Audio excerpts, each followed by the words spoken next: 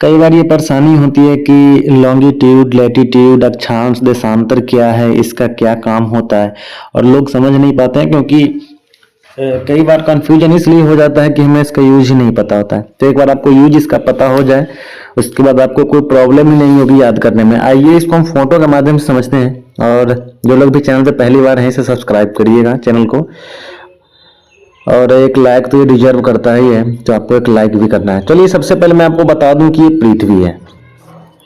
मैं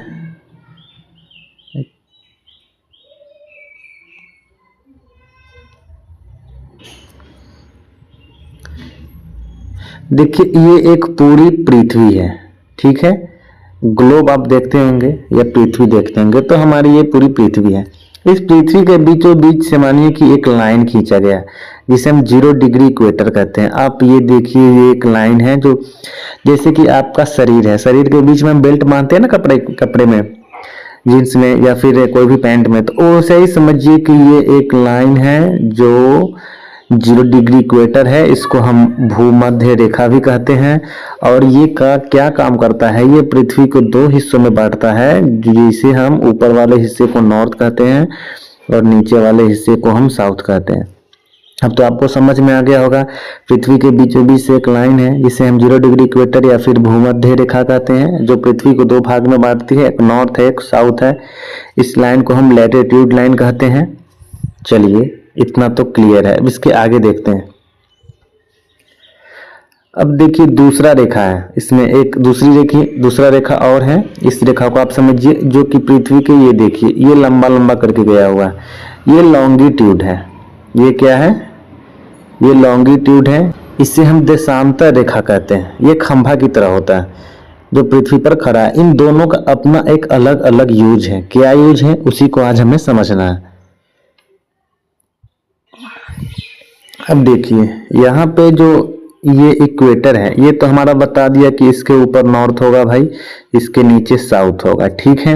उसके बाद देखिए ये जो अक्षांश रेखा है पृथ्वी पर अलग अलग जगह पर ये बताया गया है, दर्शाया गया है, दिखाया गया है। इसे हम कोई और वीडियो में सीखेंगे। इसमें हम बस ये सीखते हैं कि इस अक्षांश का काम क्या होता है। इससे तो एक ये पता चलता है कि कौन चीज कितना ऊपर है कितना नीचे है, ठीक है। मान लीजिए इससे कैसे पता चलेगा। अब इक्वेटर 0 डिग्री के ऊपर, यहाँ पर कोई, ये इक्वेटर हो गया आपका, यहाँ पर कोई कंट्री है, तो आप तो ये बता सकते हैं कि इक्वेटर से इतना दूर जाने पर एक कंट्री है, ठीक है। तो एक अक्षांश का, लैटिट्यूड का, इसका ये काम हुआ कि ये बताता है कि कोई चीज कितना ऊपर है कितना नीचे है। इसके साथ साथ इसका दूसरा यूज ये भी है कि इससे ये पता चलता है कि ठंडा गर्मी कितना हो रहा है, कहाँ हो रहा है, इससे ये भी पता चलता है। और तीसरा, देश का सही स्थिति, किसी भी देश का, किसी भी शहर का एग्जैक्ट लोकेशन इससे पता चल जाता है।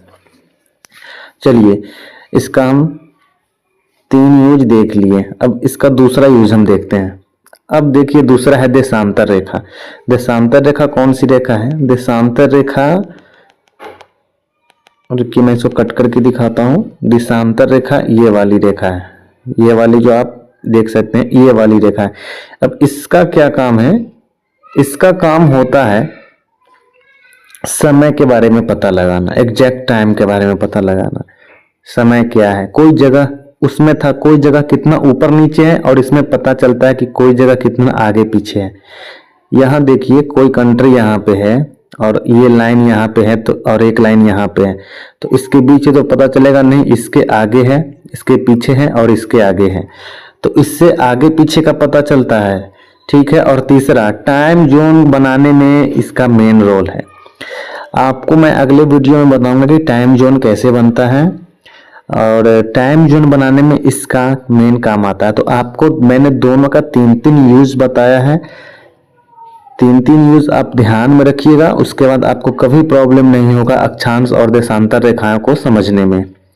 दोनों रेखा के बारे में आपको मैं बता दिया हूँ। देशांत, अक्षांश यानी कि रॉ, देशांतर यानी कि कॉलम, ठीक है। इक्वेटर क्या करता है, इक्वेटर बीच का रेखा है। अक्षांश क्या करता है, ऊपर नीचे बताता है। देशांतर क्या करता है, दाएं बायां बताता है। और दोनों मिलकर क्या करता है, एग्जैक्ट जगह के बारे में पता करता है। तो आशा है कि छोटा सा वीडियो था, इसको आप समझ पाए होंगे। बाकी टाइम जोन कैसे बनता है, किसी जगह पे ठंडा गर्मी है कैसे पता चलता है, ये अगर आपको सीखना हो जानना हो तो नेक्स्ट वीडियो में मैं ऐसे ही मैप के माध्यम से आपको हर चीज़ बताऊंगा।